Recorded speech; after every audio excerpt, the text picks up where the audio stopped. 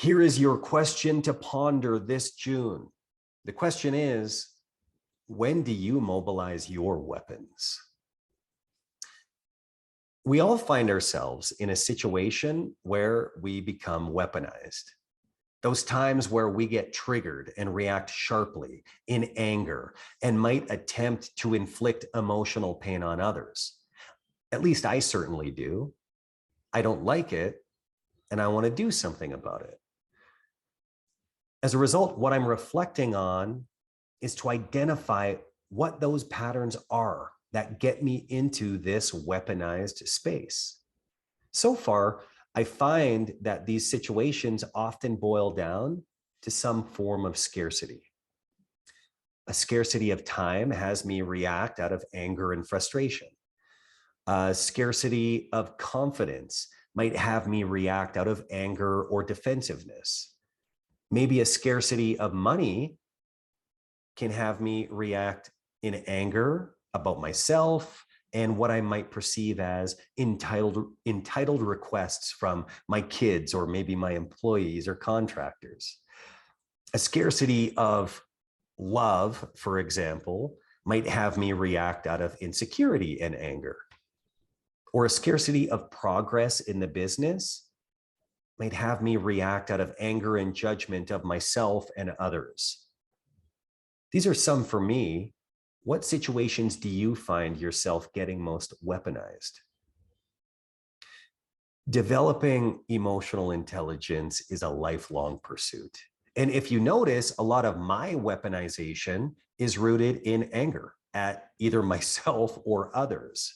And emotional intelligence expert Daniel Goleman says that anger is an emotion that causes blood flow to our hands, making it easier for us to strike an enemy or hold a weapon.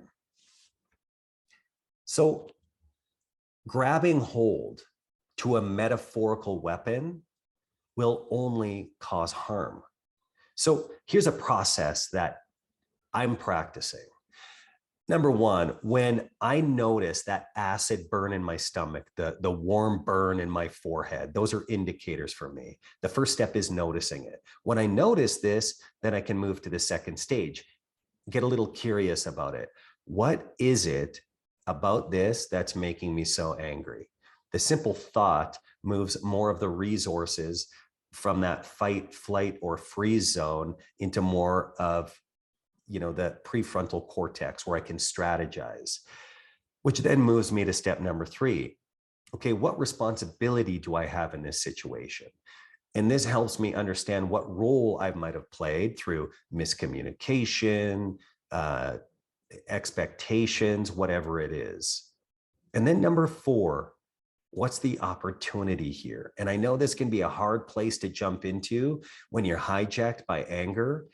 But this is what we call innovation alchemy. The quicker you can transform a problem or a crisis into an opportunity. What's the opportunity here? Whether it's clarifying communication, resetting expectations, re-engineering relationships, there's always an opportunity embedded in some point of friction. And then the last thing, how do I respond on brand? For those of you that have gone through our accelerated leader programs, know exactly what I'm talking about. How do I want to respond in a way that I want to be remembered and spoken about? This is my process. I'd love to hear yours in the comments. But the bottom line is, it's important for leaders to learn how to spot their own unproductive patterns of reaction, so you can choose if the cost of war is worth it, or if a more measured and meaningful approach will, in fact, get you much further and faster.